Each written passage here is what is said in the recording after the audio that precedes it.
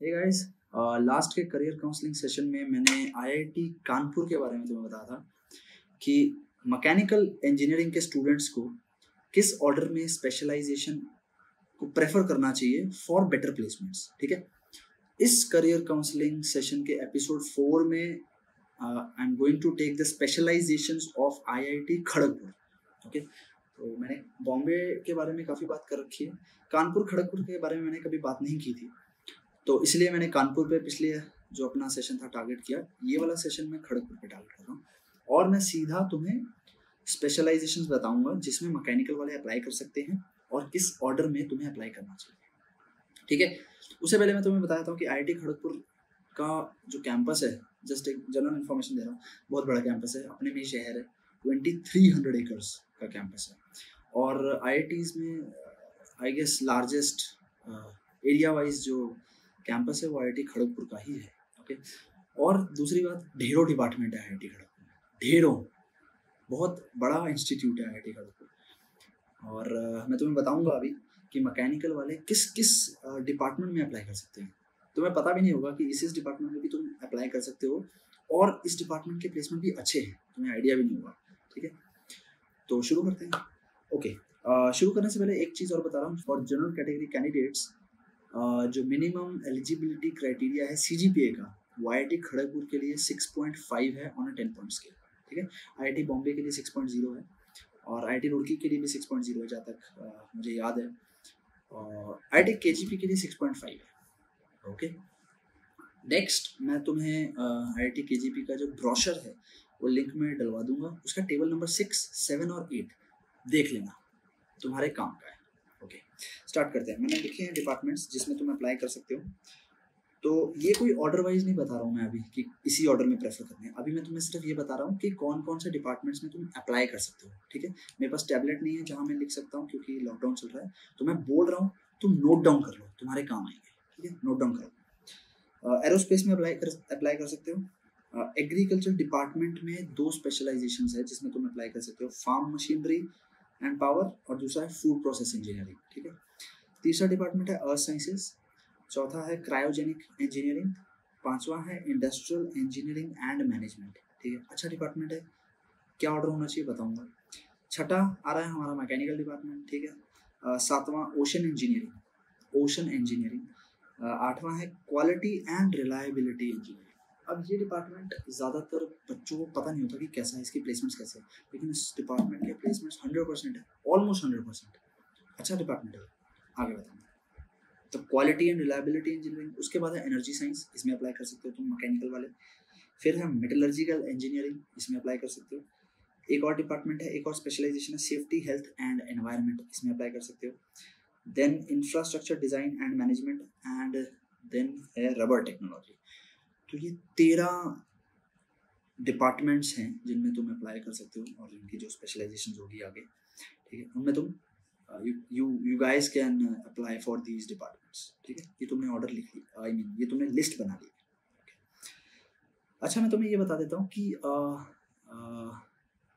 एक set of specialisation से पीछे प्लेसमेंट्स थोड़े कम हो जाते हैं। ओके, तो सबसे पहले तो तुम मैकेनिकल डिपार्टमेंट में अप्लाई करो, अपन को कोर में रहना है। ठीक है, मैकेनिकल डिपार्टमेंट के प्लेसमेंट्स यहाँ काफ़ी अच्छे हैं, थर्मल के प्लेसमेंट भी काफ़ी अच्छे हैं। तो मैकेनिकल में यहाँ जो स्पेशलाइजेशन है वो है डिज़ाइन, थर्मल, मैन्युफैक्चरिंग, डाल दो, डिज़ाइन डाल दो ऊपर, फिर थर्मल डाल दो, फिर मैन्युफैक्चरिंग डाल दो। ठीक है, पहला प्रेफरेंस हमारा मैकेनिकल, दूसरा प्रेफरेंस होना चाहिए industrial engineering and management, IEM। ठीक है, उसके प्लेसमेंट्स अच्छे हैं, अच्छा डिपार्टमेंट है, अच्छे प्लेसमेंट्स है। तीसरा जो तुम प्रेफरेंस रख सकते हो ना यहाँ पे, वो रख सकते हो this quality and reliability engineering. Okay, बच्चों को पता नहीं होता, कट ऑफ भी थोड़ा सा नीचे जाता है, तो कट ऑफ इसका ना थोड़ा सा कम जाता है क्वालिटी एंड रिलायबिलिटी इंजीनियरिंग का, क्योंकि बच्चों को पता ही नहीं होता, लेकिन एक्चुअली में इस डिपार्टमेंट के प्लेसमेंट्स सही हैं। तो इंडस्ट्रियल इंजीनियरिंग एंड मैनेजमेंट के बाद अगर तुम प्लेसमेंट्स के लिए जाना चाहते हो तो you may opt for quality and reliability engineering. ठीक है, उसके बाद तुम जा सकते हो क्रायोजेनिक इंजीनियरिंग के लिए। ठीक है, उसके बाद अगर तुम्हें IIT KGP में जाना है तो यार जो बाकी डिपार्टमेंट्स बचे हैं, aerospace, earth science, ocean engineering, energy science, metallurgy, ठीक है। क्रायोजेनिक्स के बाद तुम एनर्जी साइंस भर सकते हो, और एनर्जी साइंस के बाद तुम मेटलर्जिकल इंजीनियरिंग भर सकते हो, ठीक है। उसके बाद जो डिपार्टमेंट्स है safety, health and environment, hand management, rubber technology and earth sciences, जो भी ये डिपार्टमेंट है, इनके प्लेसमेंट्स यार कम है, ठीक है। तो अगर तुम्हारा गेट स्कोर कम है और तुम IIT KGP में जाके वहाँ का नॉन कोर एंगल एक्सप्लोर करना चाहते हो, और तुम्हें मे बी क्या पता आगे तुम्हें टीचिंग में जाना है and you want that IIT tag, तो तुम जा सकते हो, ठीक है। फिर तुम एरोस्पेस भर सकते हो, और साइंसेज भर लो, रबर टेक्नोलॉजी, और जो भी बचे हुए डिपार्टमेंट्स हैं मैंने तुम्हें बताया वो अपने इंटरेस्ट के हिसाब से भरो, अपने इंटरेस्ट के हिसाब से, क्योंकि प्लेसमेंट्स यार फिर कम हो जाते हैं उसके बाद, ठीक है। मेटलर्जी में भी इतने कुछ खास प्लेसमेंट नहीं है वहाँ पे, और एनर्जी में भी ठीक ठाक है, बट उसके नीचे तो फिर काफ़ी कम हो जाते हैं प्लेसमेंट्स। फिर तुम्हारे पास नॉन कोर ऑप्शंस बचते हैं, या तो कोडिंग सीख लो, या फिर सबसे बढ़िया आजकल जो बूमिंग फील्ड है ना वो है डेटा साइंस। तो डेटा साइंस की, डेटा एनालिटिक्स की बहुत सारी कंपनियाँ आती हैं IITs में, तो वहाँ जाके तुम पाइथन सीख सकते हो। तो उस फील्ड में अगर जाना है और नॉन कोर एंगल एक्सप्लोर करना है, जाओ, IIT खड़गपुर अपॉर्चुनिटीज़ देगा तुम्हें वो सब, ठीक है। आगे PhD के लिए जाना है, you may go for IIT KGP। लेकिन अगर तुम्हारा मोटिव सिर्फ प्लेसमेंट्स है MTech के बाद, वो भी कोर में, जिस डिपार्टमेंट में तुम जा रहे हो उसी में तुम्हें प्लेसमेंट चाहिए, तो फिर यार इन 4-5 डिपार्टमेंट्स के पीछे मत अप्लाई करना, क्योंकि प्लेसमेंट बहुत कम जाता है, ठीक है।